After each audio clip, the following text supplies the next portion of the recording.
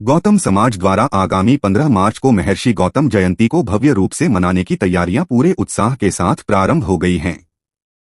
रविवार को दादाबाड़ी स्थित गौतम वाटिका में आयोजित तैयारी बैठक में अध्यक्ष श्री रामलला अयोध्याजी सेवा समिति अयोध्याधाम राजानंद शास्त्री ने महर्षि गौतम प्राकट्य महोत्सव के पोस्टर का विमोचन किया।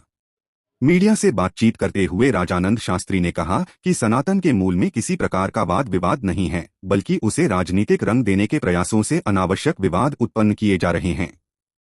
बैठक में आयोजन की रूपरेखा, शोभायात्रा, सांस्कृतिक कार्यक्रमों एवं अन्य व्यवस्थाओं को लेकर चर्चा की गई।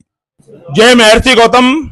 15 मार्च को संपूर्ण गौतम समाज के पावन सानिध्य में और गौतम वाटिका के तत्वावधान में बहुत ही सुंदर श्री महर्षि गौतम जन्मोत्सव के पावन उपलक्ष्य में श्री महर्षि गौतम जी की भव्य विशाल शोभा यात्रा का आयोजन 3 बत्ती चौराहे से प्रारंभ होगा, जो कि गौतम वाटिका होती हुई हनुमान वाटिका पर विश्राम करेगी यात्रा, और विश्राम के साथ ही समस्त सामाजिक बंधुओं का भोजन प्रसाद की व्यवस्था की गई है।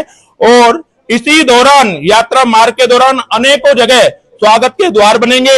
अनेकों समाज के प्रतिनिधि, हमारे राजनीतिक जनप्रतिनिधियों के द्वारा, सभी के द्वारा इस शोभा यात्रा का भव्य स्वागत, अभिनंदन किया जाएगा। आजकल सनातन को लेकर काफी वाद विवाद चल रहा है, तो सनातन को लेकर के आप इस संबंध में क्या संदेश देना चाहते हैं? देखिए, सनातन के लिए वाद विवाद नहीं है माननीय। सनातन को राजनीतिक रूप देने के लिए वाद विवाद है। क्या सनातन आज के 5 साल, 10 साल, 15 साल पहले नहीं था? या अन्य धर्म नहीं थे?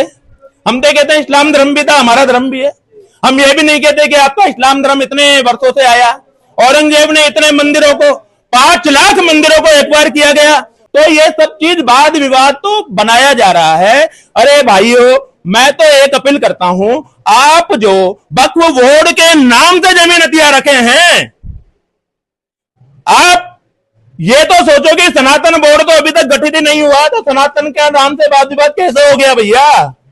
वाद विवाद तो आपके पास, जिसके पास कुछ है ही नहीं उसका वाद विवाद क्यों? सनातन बोर्ड है ही नहीं तो वाद विवाद क्यों? वाद विवाद तो वक्फ बोर्ड पे होना चाहिए कि इनकी जमीनें क्या ये हथियाई गई है या किसी राजनीतिक साठ घाट के द्वारा हम सनातनियों की इनको भेंट की गई है।